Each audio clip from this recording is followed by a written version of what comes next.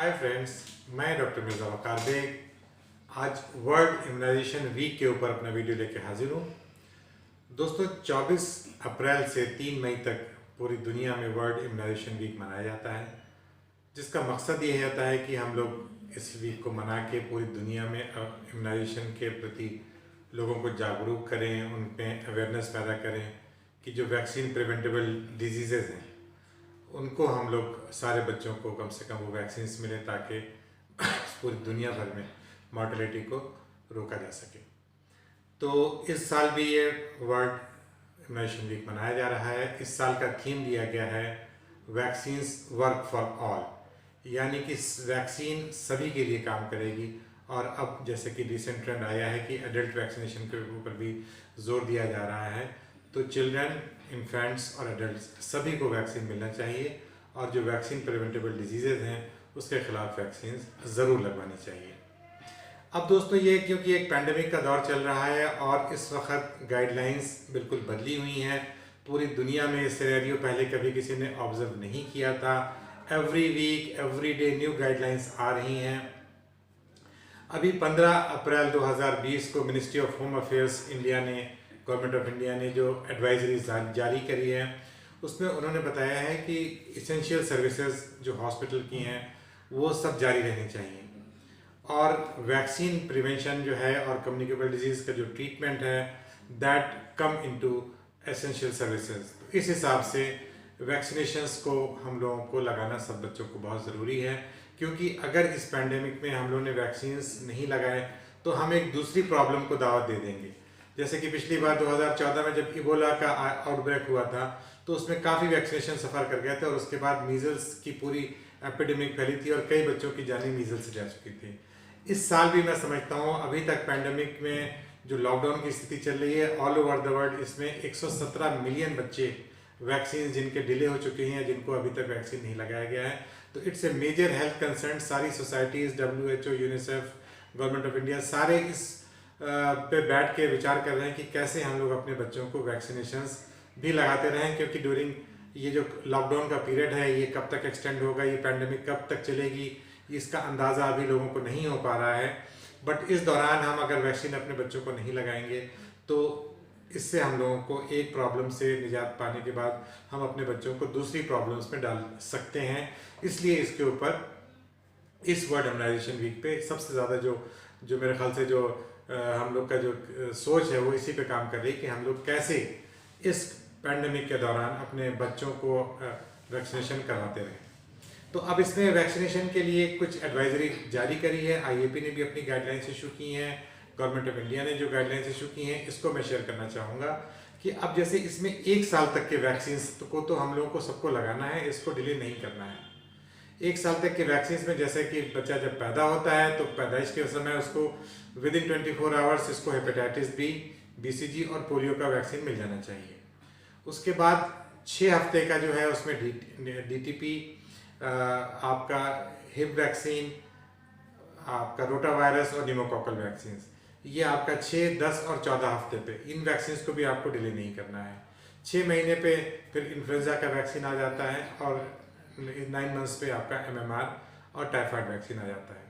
तो इन वैक्सीनेशंस के बारे में कहा गया है कि आप इन वैक्सीनेशंस को, क्योंकि ये प्राइमरी वैक्सीनेशंस हैं और ये लाइफ सेविंग डिजीज बीमारियों से के लिए वैक्सीन बनाए गए हैं, इसलिए आपको इन वैक्सीन को डिले नहीं कर सकते हैं। अब जैसे हेपेटाइटिस A वैक्सीन आता है या HPV वैक्सीन आता है, इनको आप डिले कर सकते हैं। बूस्टर्स को आप डिले कर सकते हैं। 1.5 साल का बूस्टर अगर किसी का ड्यू है तो उसको आप डिले कर सकते हैं। 5 साल का बूस्टर है उसको आप डिले कर सकते हैं। बट प्राइमरी वैक्सीनेशन जैसे मैंने कहा कि BCG, hepatitis B, polio, DPT के pneumococcal vaccine, rota virus, influenza, MMR, typhoid, इन वैक्सीन को आप डिले नहीं कर सकते हैं। तो इसको एज ए प्रायोरिटी आपको अपने डॉक्टर से कंसल्ट करके लगाना है। अब डॉक्टर्स को क्या गाइडलाइन जारी किए गए ये भी मैं आप लोग को जिक्र कर दूँ।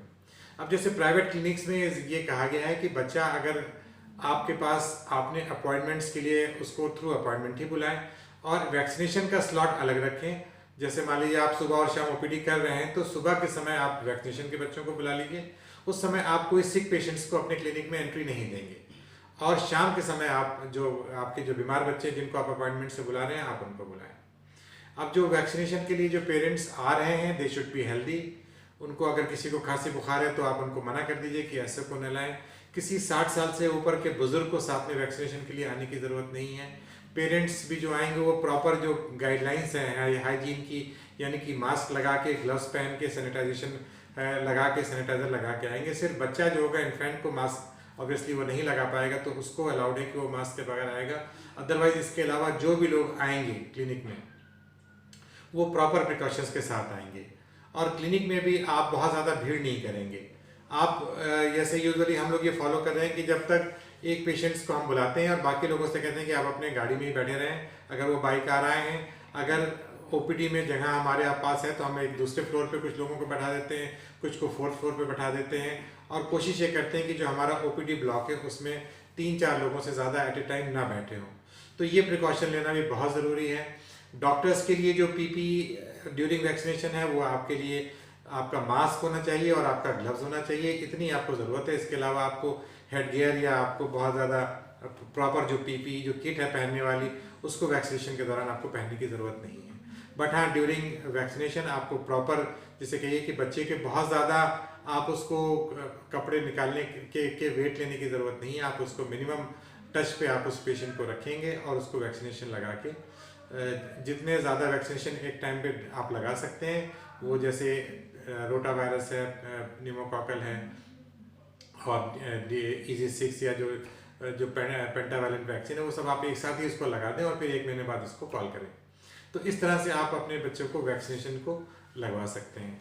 मान लीजिए आपके पास क्लिनिक में किसी दूसरी वजह से बच्चे को लेके आ रहे हैं, वो नॉर्मल चेकअप के लिए लेके आ रहे हैं और उसका वैक्सीनेशन ड्यू है, तो अब इस समय आपको उसको वैक्सीनेशन भी लगा के भेजें ताकि उसको दोबारा फिर वैक्सीनेशन की विजिट उसकी दोबारा नहीं होनी चाहिए।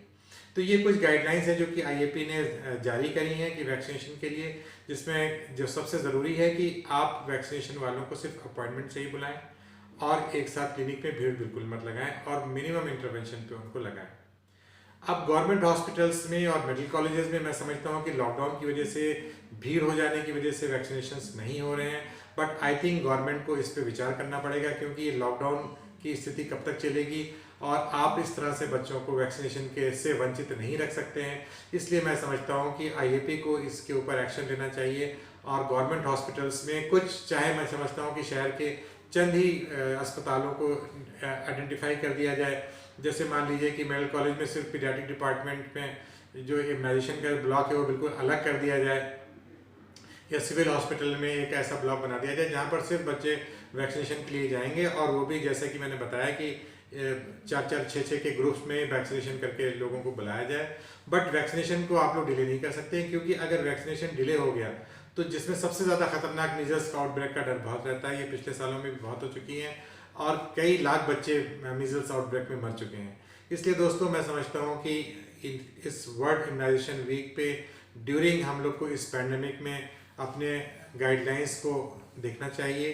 वैक्सीनेशंस को पेरेंट्स को समझना चाहिए कि भाई हमें किन किन वैक्सीनेशंस के लिए प्रायोरिटी है। हमारे क्लिनिक में रोज़ कॉल्स आते हैं कि भाई हमारा 1.5 साल का बूस्टर ड्यू है, हमें आना चाहिए, या हमारा 5 साल का बूस्टर ड्यू है या 10 साल का बूस्टर ड्यू है। तो मैं उन लोगों को बिल्कुल क्लियर इंस्ट्रक्शन देना चाहता हूँ कि आपकी प्रायोरिटी नहीं है। जैसे ही ये माहौल बेहतर होगा हम लोग आपको कॉल करके आपको वैक्सीनेशन लगा देंगे। बट हाँ, 1 साल से सारे बच्चे, 1 साल से कम के सारे बच्चे को कोशिश हम लोग ये कर रहे हैं कि उनको अपने रूटीन पे ही उनको वैक्सीनेशन लगाया जाए, बट क्लिनिक्स में हम लोग ओवर क्राउडिंग अवॉइड कर रहे हैं।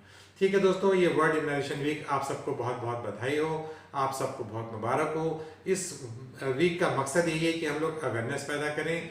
बेसिकली जो मेनली 14 डिजीज़ हैं जो कि वैक्सीन प्रिवेंटेबल डिजीज़ हैं, इन सब से आपको अपने वैक्सीनेशन ज़रूर कराना चाहिए। बहुत से लोगों को ऐसा लगता है कि हमें अगर शुरुआत के कल मेरे पास अक्सर फ़ोन आ रहे हैं कि साहब अगर 1 साल तक के लिए हमने वैक्सीन लगा ली है तो फिर हमें बूस्टर की क्या ज़रूरत है, या 5 साल के बूस्टर की क्या ज़रूरत है। तो मैं समझता हूँ कि ये चीज़ें बिल्कुल गलत धारणाएं हैं। लोगों में हम लोग को अवेयर करना चाहिए कि वैक्सीन्स 5 साल तक सारे जो रूटीन वैक्सीनेशन है वो रिकमेंडेड हैं। वो अलग बात है कि अभी जैसे मैंने बताया कि गाइडलाइंस थोड़ी डिफरेंट हैं, क्योंकि अब हम लोग एक अनप्रेसिडेंटेड सर्कमस्टांसेस से गुजर रहे हैं। ऐसा दोस्तों मैं समझता हूँ कि आप लोग की ज़िंदगी में कभी, या हम लोग की ज़िंदगी में कभी ऐसा मौका आया ही नहीं था कि जहाँ पर पूरा दुनिया लॉकडाउन हो जाए और लोगों को एक दूसरे से डर लगने लगे, लोग एक दूसरे से परहेज़ करने लगे। तो ये एक स्पेशल सर्कमस्टांसेस हैं, बट अगर ये मैं ऊपर वाले से दुआ करूंगा कि भाई ये जल्दी से पैंडेमिक ओवर हो, हालात नॉर्मल हो, और ताकि जितने भी कैचअप वैक्सीनेशन हैं फिर वो हम लोग उसको लगाएंगे। बट ड्यूरिंग 1 साल तक के, जैसे मैंने बताया कि वैक्सीनेशन को कोशिश करके हम लोग लगाएं और उनको डिले ना करें। ठीक है दोस्तों, तो मैं समझता हूँ कि मेरा ये वीडियो आप लोग के लिए यूज़फुल साबित होगा। मेरे इस वैक्सीनेशन के वीडियो को ज़्यादा से ज़्यादा लोगों में शेयर करें। अगर मेरे चैनल को अभी तक आप लोगों ने सब्सक्राइब नहीं किया है तो मेरी रिक्वेस्ट है कि प्लीज़ सब्सक्राइब ज़रूर करें। मुझे खुशी है कि आप लोग मेरा सपोर्ट कर रहे हैं और दूर दूर से मेरे पास क्वेरीज आती हैं जिनका मैं जवाब दे रहा हूँ। मुझे बहुत खुशी है। थैंक यू दोस्तों, अगले वीडियो में फिर मुलाकात होगी। Bye bye, take care, see you.